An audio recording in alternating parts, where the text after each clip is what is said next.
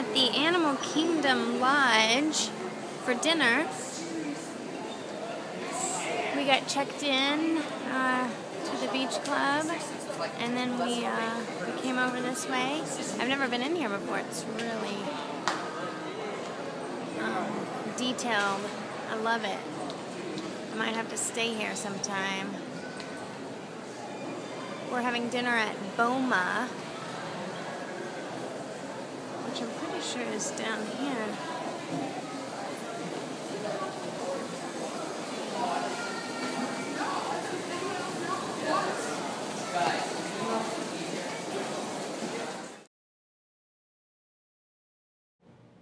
So I'm at the buffet now, and they have basmati rice and this fufu, which is an African sweet and white potato mash. That's what that person's getting on their plate right now. It was really tasty. And then that's a nut-crusted salmon, which was good, but slightly dry, as you can imagine.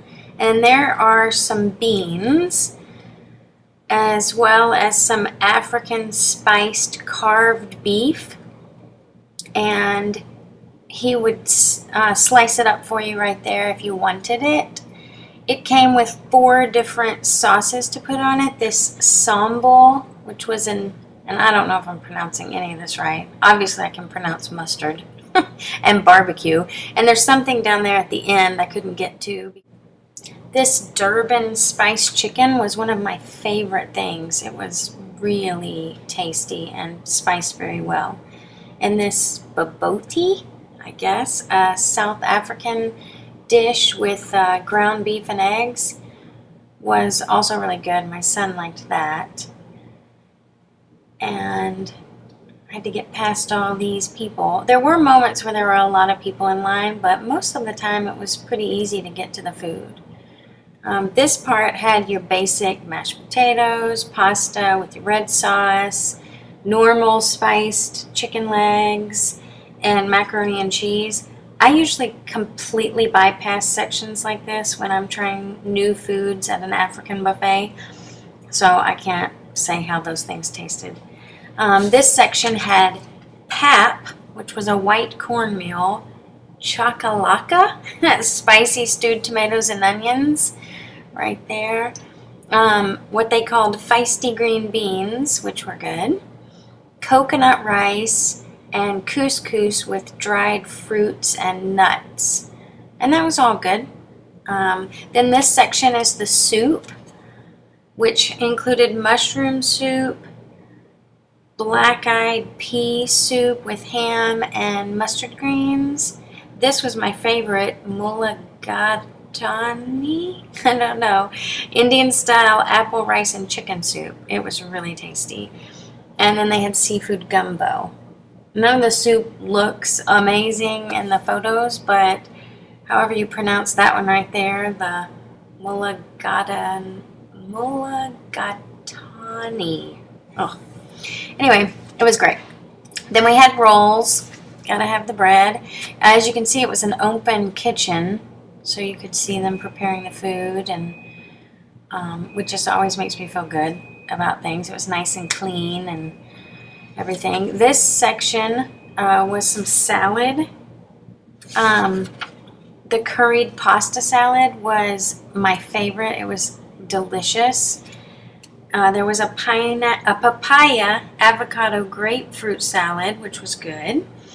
And then this watermelon rind salad. You know, of course I tasted it because I'd never heard of anything like that. I wouldn't have it again, but I'm glad I tasted it.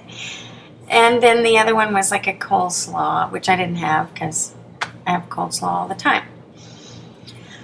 And then this section, some more salads. Tabbouleh, what they called a Ghana tomato salad, chickpea and edamame salad, and then kind of like a, they call it an apple and jicama salad, and an orange, olive, and fennel salad, but those were both like mixed with greens. The orange, olive, and fennel salad was mixed with, oh come on, that's my favorite right there.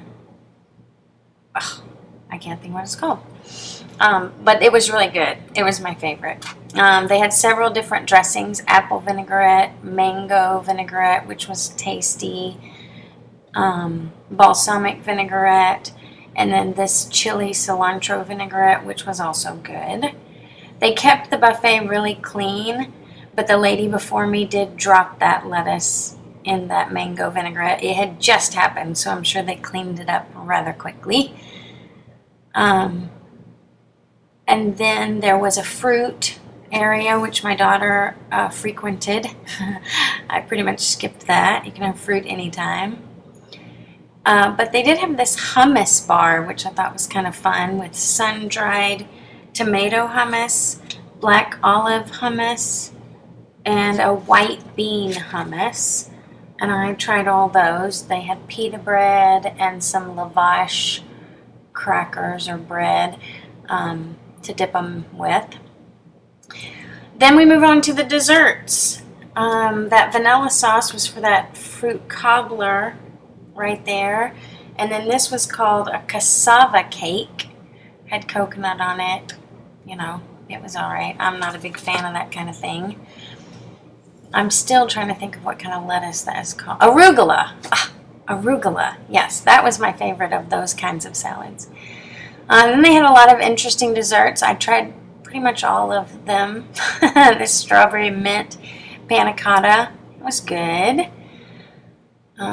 These were, I think, called zebra domes, and they contained alcohol. Yes, and those were good as well. But the best and my favorite, and I did go back and get another one, were these little babies right here. They were served in a little chocolate cup, and they were the Kenyan coffee tarts. Ugh, those were yummy. They had tropical fruit cheesecake and little brownies, brownie bites. This was the cookie section, and usually my husband loves this kind of thing. He wasn't with us, but he usually grabs a lot of these, and I try them, and they're all right. But these were really tasty cookies. I tasted some, and they were delicious. Here's a shot of the restaurant, and as I swing over, you can see the entrance and the fact that there was quite a wait when we left. Now, I made my reservation really early, like right when they opened, which was a really good idea, I think. There was not a wait, and there wasn't a big line. Good deal. Here's my first plate with the entrees, chicken and salmon, and then I moved on to salads and beans. Then I tried the hummus and one of the soups, and then lots of salad and the other soup that I really liked. And then there was my dessert tray, or plate. And that's me with one of the dressed up workers. For more information, check out my blog, happytravelbug.com.